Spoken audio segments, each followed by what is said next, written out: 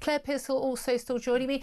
She's a former Conservative government advisor in the Home Office. Also going to be joined in a few minutes by Paul Richards, who's a former Labour special advisor, to give their thoughts on opening exchanges at PMQs. That's just started over in the Commons, and we've got, I think it's a question already going, but we're going to talk you through the exchange we get between the Prime Minister and Kemi Badenoch, see what she decides to question him on. We'll give our thoughts on that. We're also going to be talking to the Ukrainian MP and friend of the show, Kira Ruddick, who I'd like to say will be in the studio about the latest in Ukraine, particularly those audacious attacks by the Ukrainians on Russian jets and indeed on that bridge to Crimea. We're also going to be talking about the usual madness of net zero. And is there a possibility, it looks like it, the Energy Secretary, whatever, Net Zero Secretary, whatever he is this week, Ed Miliband, poised to ditch the government's insane targets to fit useless, overpriced heat pumps. That's all coming up. Right now, though, let's go to the House of Commons live to hear PMQs. The winter fuel policy was set in stone. 2 weeks ago, the Prime Minister U-turned.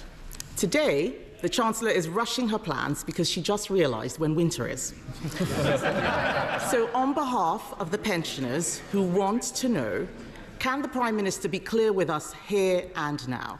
How many of the 10 million people who lost their winter fuel payments will get it back? Prime Minister. Well, I'm glad to see she's catching up with what happened 2 weeks ago.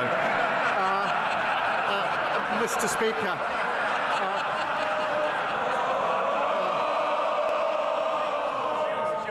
Mr. Speaker, at the budget, we took the right decision to stabilise the economy because of the £22 billion black hole that they left. And the signs, we took the right decisions. The growth figures are up, the interest rates have been cut, and we got 3 trade deals.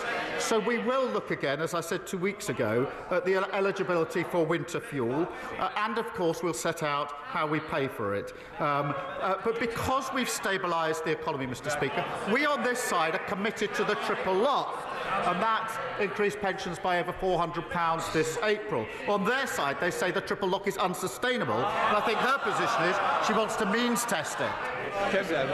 No answer. Mr. Speaker, the Prime Minister clearly has selective amnesia. I asked him 3 questions about the winter fuel payments 2 weeks ago, and he was floundering. The fact is, he hasn't answered the question I asked him. He hasn't answered the question I asked him. He can't tell us who will get the payments. All we see is U-turn after U-turn. His head must be spinning.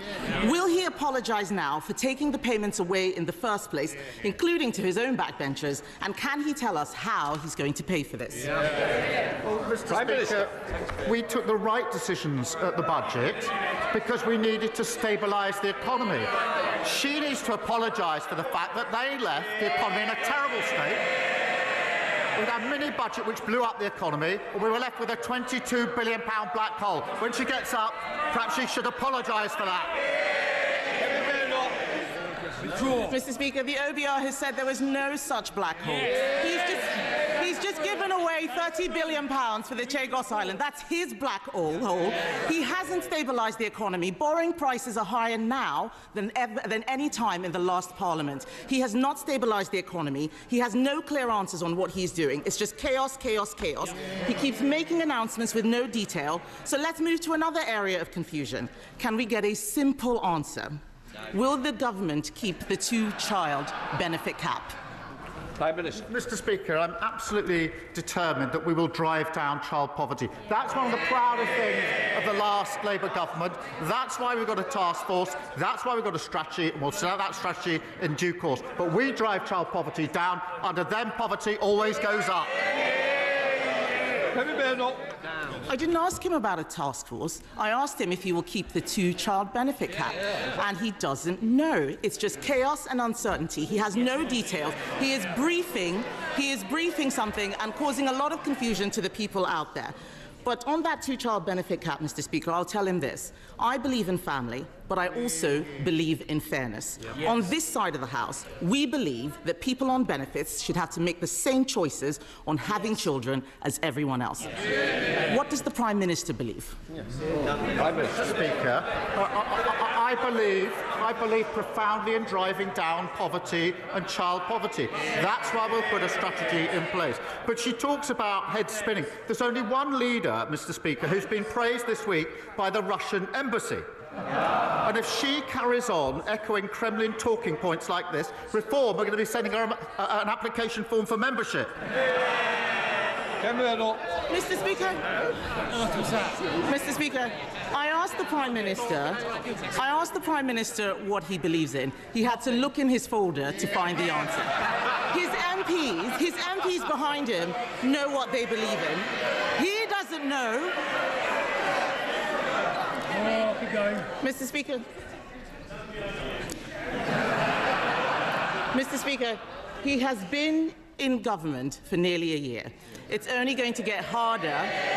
It's only going to get... Yes. He's been in government only a year. It's only going to get harder and harder. The canned forced laughter, the planted questions, all of this is going to disappear because at every single point,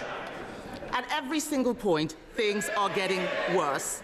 He has to ask Morgan McSweeney what it is that he believes in, but the fact is that chaos is being felt in the economy. The Chancellor said she would not be coming back with new tax rises, but she will have to pay for all of these U-turns which she's announcing out there, isn't she? Yeah. Prime Minister. Mr. Speaker, I'm going to look in my folder because here I've got the quote that she had on Sky News. I will read it, thank you. It's what the Leader of the Opposition says. It's worth listening to. What she said was this: Sky News, Mr. Speaker, Israel is fighting a proxy war on behalf of the United Kingdom, just like Ukraine is on behalf of Western Europe against Russia. Well, that was certainly noticed in the Russian embassy, because they put out a statement saying the Leader of the Opposition has finally called a spade a spade. Ukraine is indeed fighting a proxy war against Russia on behalf of Western interests. And they went on to say the illegitimate Kyiv regime, created, financed and armed by the West, has been at it since 2014. So they endorsed that. They want the detail. I've given the quote. That's what Russia said in response. She asked me what I believe in. I believe in standing by Ukraine and calling out Russia as the aggressor. Mr. Speaker, it was our government that stood behind Ukraine and led the way in Europe.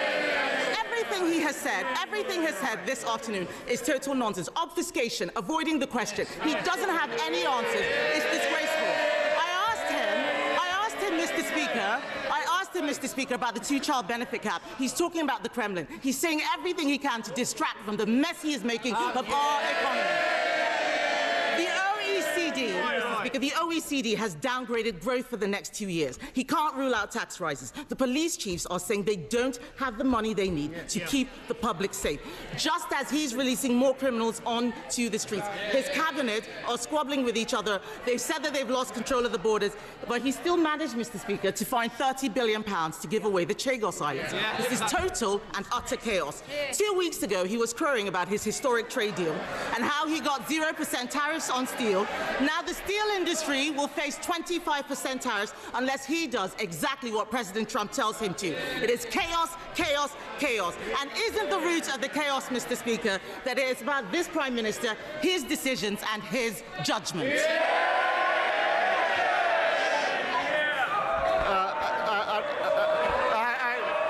The only advice, Mr. Speaker, she gets up on a Wednesday morning, scrolls through social media, never does anything. We're the only country in the world that isn't paying the 50% tax on steel. And we're working in the US, and that will be coming down. We are working on it to bring it down to zero. That is going to happen. Order. Please. Let's listen to the answer, even if you don't believe you're getting one. It is how the Prime Minister wishes to. What did she opposes the US deal, she opposes the India deal, she opposes what we're doing with the EU, and she opposes Diego Garcia. That's a vital intelligence and strategic capability. Absolutely clear that legal uncertainty would compromise that capability in a very short time. No responsible Prime Minister would ever let that happen. We have secured the long-term basis for the base.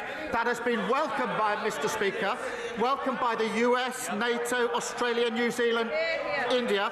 They're our allies. It's been opposed by our adversaries, Russia, China and Iran. And into that column we have reform, presumably following Pouchin, and the Tories following reform.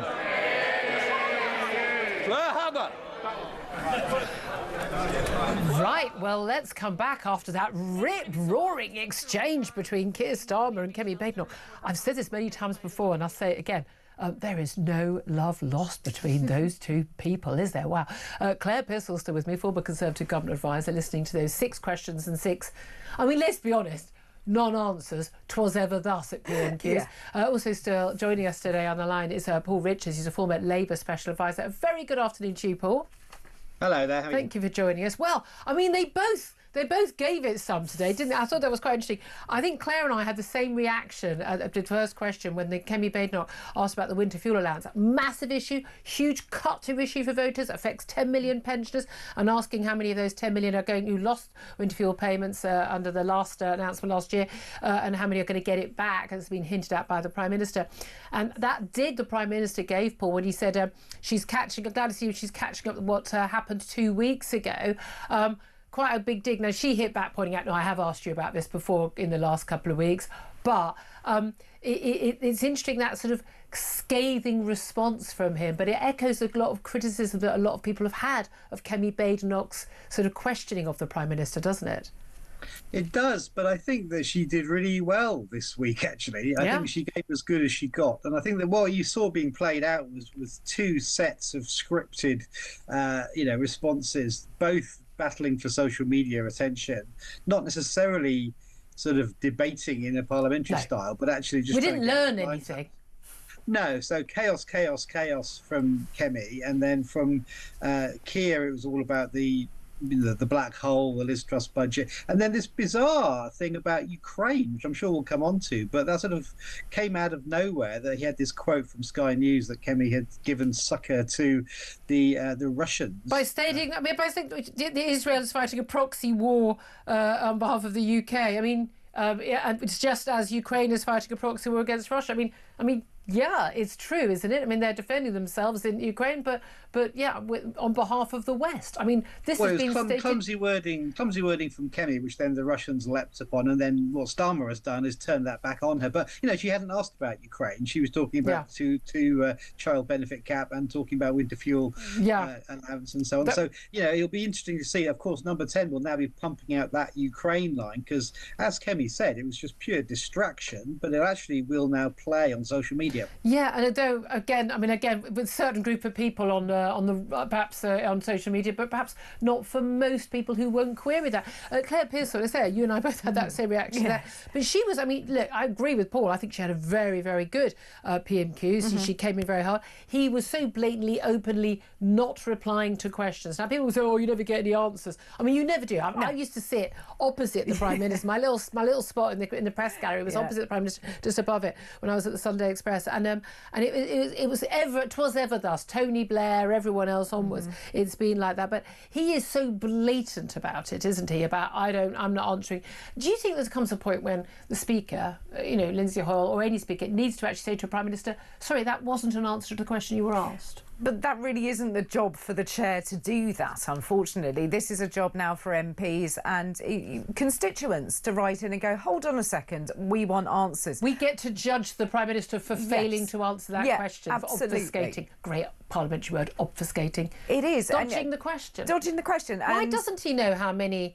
Why doesn't he know how many of the 10 million pensioners are going to get it back? Why doesn't he know whether or not he's going to overturn the cap on two-child benefit cap? Why doesn't he know any of these things? Well, hang on, he does know, doesn't he? But he can't say it out loud in parliamentary questions because there's a spending review coming out next week. So that's why Kemi came on all those areas to make him look weak. And that's right, isn't it, Claire? That's how you would have advised them. Well, yes, it would. And yes, he did look weak, though, because he hasn't answered. He can't even give a half answer when it comes to it. When you watch the likes of Tony Blair, when you watch the likes of David Cameron, and even some respects Michael Howard, you can not give an answer in a certain way that looks like you're giving an answer. And they're all sort of loyally. You think, well, that's the thing, coming back to you, Paul, it is the better answer there from the Prime Minister would have been, Look, we're looking into this. We want to help as many people as possible. We've got the spending review. I can't preempt that because we're doing the numbers. We have to be able to afford it, and and his usual claim, the economy has turned a corner. I mean, it absolutely sodding well hasn't, but he can keep claiming that. That's why we're able to give some of that money back. I don't think that's going to pass muster. I don't think, to be honest with you, the people who lost it or people whose family members have lost it are going to forgive them for that. I think they lost a lot of people's support on that. But to say, but we'll hopefully be able to give you that information next week, because a lot of people are saying they're not expecting to have to wait all the way to the autumn budget because politically it won't last that long, will it? But wouldn't that have been a better answer from him?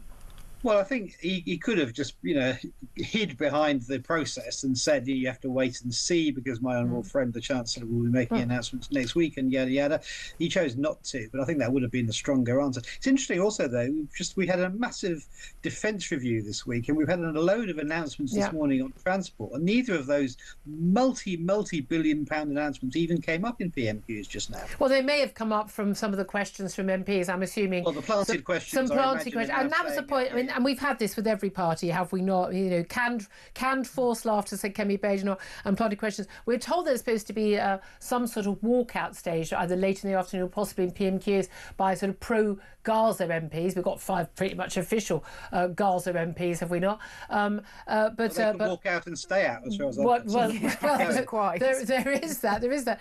But Claire, I mean, is Kemi Badenoch asking the questions that really matter about, again, winter fuel payments very important, but a lot of people, Labour voters too, very much opposed to having that cap on two-child benefit lifted. That's a metropolitan elite sort of charity sort of concern. Actually, your average working class person living in a housing estate next door to somebody who doesn't work and has got 4 kids when they can't afford to have more than 2 kids, frankly, they feel rather differently about it. But is she going down the right line? Is this the line of attack that you think is working? I think today she has chosen the right line of attack. And yes, there has been all of the defence spending announcements, but there was also a statement in the House of Commons on Monday and hours of debate afterwards. So they've had that. So I think to keep rehashing it would be wrong. The transport numbers, which would be interesting, the spending on transport. But on defence, of course. Kemi Badenoch doesn't disagree. No. And the argument, surely the argument back, Paul, from Labour would be, well, if you're criticising us for not spending enough on defence, A, where would you get the money from? And B, why didn't you spend more when you were in power? So that's one of the issues with the Tories and Labour now is Tories spent years blaming Labour for the mess that the economy was in when they took over. Labour is spending ages and will do for years blaming the Tories. And we don't seem to get anywhere. I know we've got a question. The new Reform MP, Sarah Pouchin, has got a question, and we'll bring that to you if we can get it during our time. But, a lot of voters are going to fall very, very, very bored with, it's all your fault from both sides. Well, there's only so long you can do that as well, of course, because ultimately governments will be judged on their own performance, which is why I'm surprised. I can understand why Kemi didn't raise defence and transport, but I'm surprised Starmer didn't. I thought he would be in his advantage to echo some of that. Notwithstanding Claire's point about the very long debate they had on defence, but people aren't really paying attention to that in quite the same way as PMQs. Yeah. So I would have, if I was advising, I would say raise these big issues, because the Labour government is spending a lot of money in the north, and you can say that's just to see off reform, or it's genuinely needed for the economy, or whatever the argument is, but it should have been raised. Yeah. I've got no problem with government spending money to be popular. This in the right areas. We know there's only £15 billion of transport projects announced for largely, not entirely, but largely North and Midlands for some of our major cities. Absolutely vital for people to be able to get to and from work, to start businesses. Transport links outside London are abysmal in this country, and it has a massive impact on productivity, on people's ability to even get a job. Bus links, again, much more absolutely ignored largely by the metropolitan elite down in London, because they all get the tube or cycle to work, and they don't understand how most people have to need a car to get about. And if you haven't got a car, you literally can't go and get a job because you can't get there because there are only 2 buses a day from your village. So these are really important issues. I would have thought more voters will actually be impacted by that announcement today than pretty much anything else discussed at PMQs. Yeah, you sound like a Labour MP, Julia. But I do think there's a problem. There's a problem with that, because the announcement was only made this morning. And yes, you're right. We need to make good the transport situation in the north and make those people feel that they're being listened to and they'll be able to get about their lives. But it doesn't impact people immediately, not the way that things like welfare changes or winter fuel allowance literally less money in your pocket today. Exactly. Whereas this is a longer term ambition. There's no doubt also, Paul, just to come to you finally on this, is that Kemi Badenoch in one of her final questions, I think her final question, talked about, chaos is where we are, the root of that is the Prime Minister's decisions, the Prime Minister's judgment. At the end of the day, Rachel Reeves doesn't make the decisions. He's the First Lord of the Treasury. He gets to have the final say on anything that they do, the budget and the spending review. But also talking about how, you're just 1 year in, it's going to get harder. He's already seeing a lot of support, we've seen it in the polls, leeching away. Even among many of his MPs, there's a lot of griping. This is not where you'd expect him to be less than a year into office with that massive majority. I was working in the political journalist in the Commons when Tony Blair was in power at this time. And this was nothing like that. Do you see his power and his authority leeching away?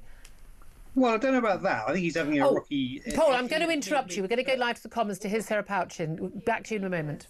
Will he, in the interests of public safety, follow the lead of France, Denmark, Belgium and others and ban the burqa? Yeah.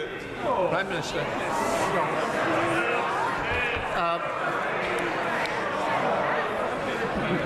Can I welcome her to her place? But I'm not going to follow her down that line. But now she is here and safely in her place, perhaps she could tell her new party leader that his latest plan to bet £80 billion of unfunded tax cuts, there's no idea how he's going to pay for it, is Liz Truss all over again. Although, considering I think she was a Conservative member when Liz Truss was leader, she probably won't. Well, interestingly, sorry to interrupt you there, Paul Richards, we actually got an answer from the PM. No, doesn't want to ban the burqa. That came a little bit left field. The reaction in the Commons was quite sort of shocked. But again, I would ban the burqa. Many other countries in the West have done. Interestingly, it's actually been banned. It's actually banned in some Muslim countries, which is absolutely fascinating. But Paul Richards, just coming back to the answer you were giving in terms of the support that Keir Starmer has right now, it is just dissipating by the hour, isn't it? Well, there are some polls this week that says he's the most popular choice for Prime Minister. So, there is a residual support there for him and for the Labour government. But I'm not saying it's not rocky. And if you knock on doors, there's a by-election in the Scottish Parliament, which is coming up imminently where, real opinion will be tested. And that won't be good for the government, I don't think. It's rocky. But I think... as the announcements start to roll out, the trade deals, the interest rates have come down, we're going to see more investment in defence, transport, and the health service, of course. These things do start to change opinion around because no vote in the next election is decided by the last election. There's no loyalty anymore to anything. Absolutely. Things have changed there. Fascinating. Paul Richards, thank you. Final word to you, Claire? I think Paul is very, very sensible when it comes to these things. There you go, Paul. You've got a compliment. That's the one compliment I'll give. But the rest of it, I think the Prime Minister needs to start answering some questions about where this money is coming from that he is able to spend. Well, a lot of people are expecting we will be seeing more tax cuts. But, of course, they said they wouldn't raise certain taxes like income tax, national insurance, which then became a national insurance for employees, not employer. That went up. Massive big hike, massive big impact on jobs and also VAT. But doesn't leave very much to hike up. Can't borrow anymore. Exactly. Or we're going to have spending cuts in other areas. Absolutely. Again, we're going to be spending a heck of a lot more on defence than they were claiming earlier this week. I'm telling you that for absolute fact right now. It's going to be fascinating.